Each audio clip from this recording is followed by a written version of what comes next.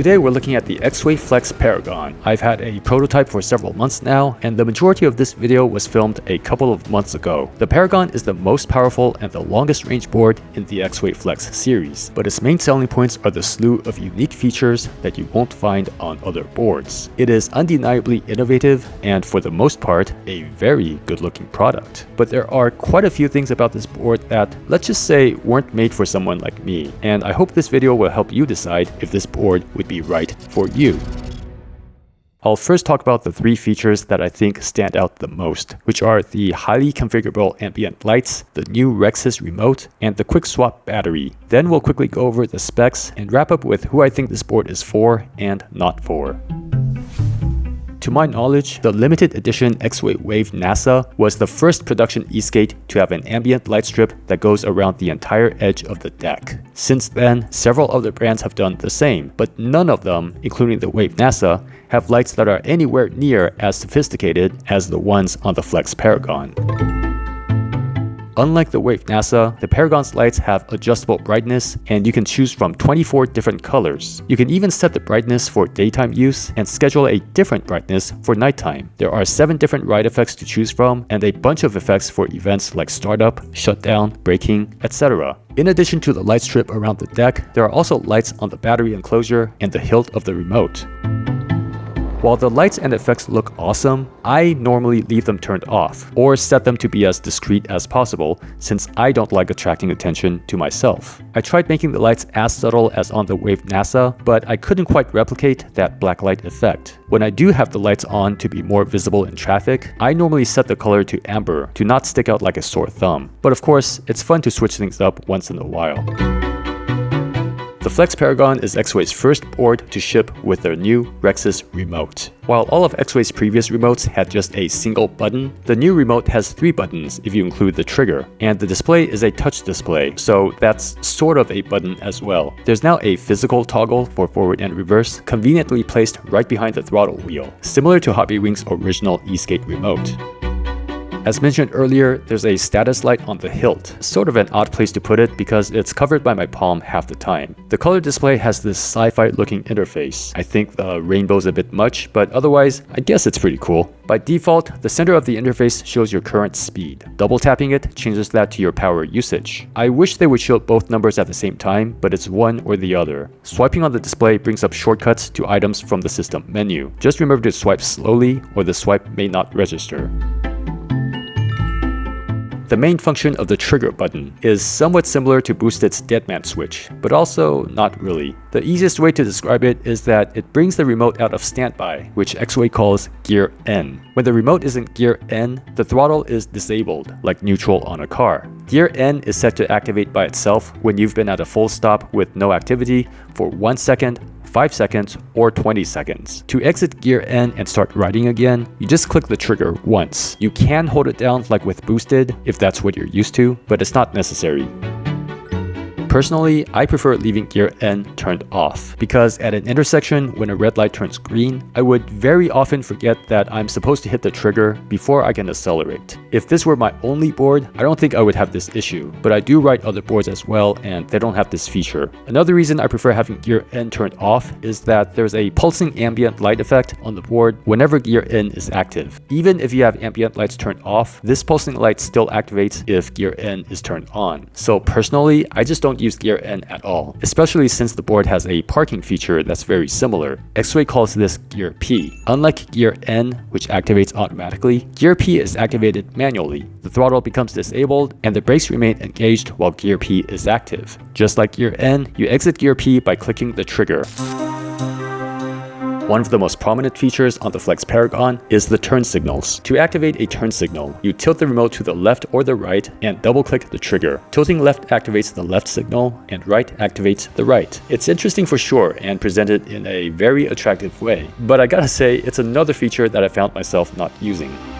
I don't use this feature during the day because I don't think the lights are noticeable enough in bright daylight, especially being just inches from the ground. And even at night, I'm still not sure if this is a better way to signal than using my arms. I also found myself signaling the wrong way sometimes because I guess I'm just not very good at that tilting and double-clicking combo. I'm sure I'd get used to it with some practice, but using my arms just seems much more intuitive. Nevertheless, it's an interesting feature to see on an e-skate. By the way, if this video has been informative so far, please hit the like button.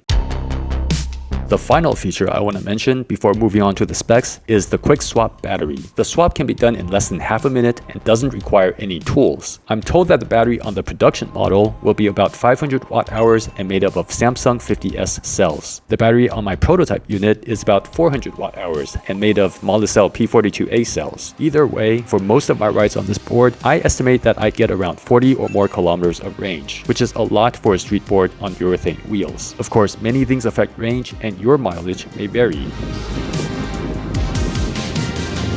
While the concept of a quick swap battery is appealing, this is a very long range and heavy battery. The battery by itself weighs 3.9 kilograms or 8.6 pounds. For context, 3.9 kilograms is about the weight of a complete longboard, so you may want to consider if you'll actually carry a spare battery that's the weight of a complete board. I'm guessing Exway might release a smaller and lighter battery in the future since it's swappable. I also want to bring up the aesthetics of the battery because I feel like it's quite a departure from what I'd expect from Exway. Specifically, I'm talking about this cable. Why is it outside of the battery enclosure? It doesn't look that great to me. The quick swap battery on the Wave looks nothing like that. In fact, none of the quick swap batteries from other brands have a big cable sticking out either. On the other hand, the charge port and USB port are hidden behind these flaps for a very clean look, which I love. This is the kind of design that I would have expected from Exway. Let's quickly go through the other specs, and then I'll tell you who I think this board is for and not for.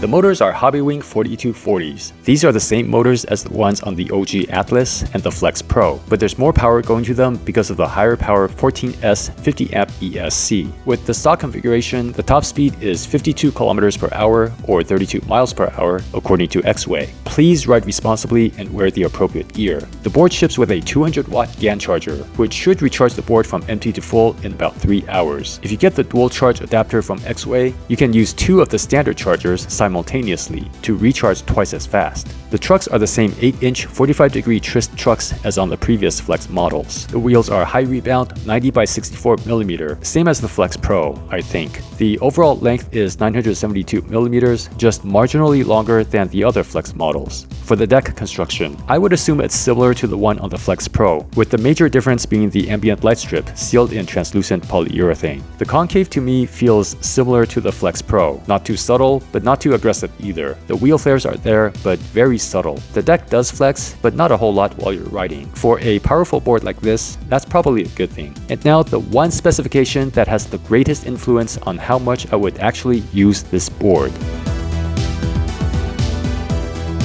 The weight of my prototype Flex Paragon is 11.3 kilograms or 25 pounds, making it one of the heaviest boards in the street e-skate category today. For comparison, its direct competitor, the Backfire Zealot X, is 11.2 kilograms, and the Meepo Voyager is 10.8. All of them are, in my opinion, way too heavy for boards in this category. They have neither the portability of boards that are lighter, nor the terrain versatility of all-terrain boards. And that brings us to the final topic, who this board is for and not for. Speaking for myself, I would not choose a street board that's this heavy. That amount of weight is just too cumbersome to carry around on a regular basis. This of course doesn't apply to everyone. If you live in a house in the suburb, you probably don't have to pick up your board that often. But if you live in a dense city like me, where there are many places where you can't skate, or you live in a building without an elevator, or you have to pick up your board while at school, any situation where you'd have to pick up your board multiple times throughout the day, you really have to take the board's weight into consideration. With that said, if I had to choose among the heavyweight street boards available today, I would choose the Flex Paragon. and it's mostly because the Paragon is a much better looking product. You might not be able to tell from a distance, but the attention to detail from Exway is at another level compared to its direct competitors. You may have noticed that I'm not comparing things like power and range, and that's because all the boards in this weight range nowadays have more power and range than I'll ever need from a street board. I personally have no intention to ever hit the top speeds they have to offer, and for rides that exceed 20 or 30 kilometers, to be honest, I wouldn't mind sitting down instead of standing.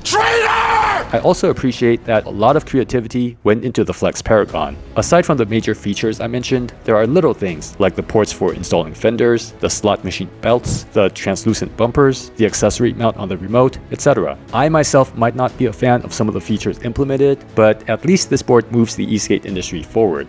Let's wrap it up. The Paragon, in my opinion, is not for people who want a board that can be easily carried around like a skateboard or longboard. For those who need something portable from Exway, the Wave or the X1, or even the entry-level Flex would be more suitable. The Paragon is for people who don't need the portability and want a top-of-the-line boosted style board with unique features that can't be found on other boards. The most standout feature being of course the ambient lighting, which is far more customizable and well presented than any LED lights I've seen on other boards. And finally, this board is for Exway themselves to showcase their ingenuity and what's to come in the near future. And because so many brands nowadays get their inspiration from Exway, perhaps it's a peek of what's to come from the e-skate industry overall. Let me know in the comments how you feel about the Exway Flex Paragon, and if this video was helpful, please give it a like. I just recently learned that the Exway Flex 2 Pro is being announced at the same time as the Flex Paragon. Here are the differences between the Flex Paragon and the Flex 2 Pro. The Flex Paragon battery is 504 watt-hours, 14S2P, and the Flex 2 Pro is 432 watt-hours, 12S2P. I'm guesstimating the range of the Flex Paragon should be higher by approximately 15%. The peak power of the Paragon is 3,058 watts, while it's 2,520 watts on the Flex 2 Pro. Those numbers were calculated from the peak voltage times the peak current, not the unachievable motor power that many other brands like to advertise. The battery on the Flex Paragon is quick swappable without using any tools. On the Flex 2 Pro, the battery is held to the deck by 6 screws. The weight of the Flex Paragon is 11.3 kilograms. The Flex 2 Pro is 10.1 kilograms, a difference of about 11%. And finally, the price of the two boards is of course different as well. Since prices are often not decided until the date of announcement, and I'm making this video in advance, I won't be showing them here. As far as I know, the two boards are the same in every other way. Both use the Rex's remote, and both use Exway's Bifrost lighting system. So if you don't need the extra power and range and the quick swap battery, but you like the lights and wouldn't mind carrying less weight, just get the Flex 2 Pro. And if you don't need the lights, the first generation Flex Pro may be worth considering as well. Some time ago, the Flex Pro was upgraded to using Molicel P42A cells, which may benefit those who ride in extreme climates. And the Flex Pro is compatible with the Rex's remote as well. Let me know what you think in the comments. Thanks for watching.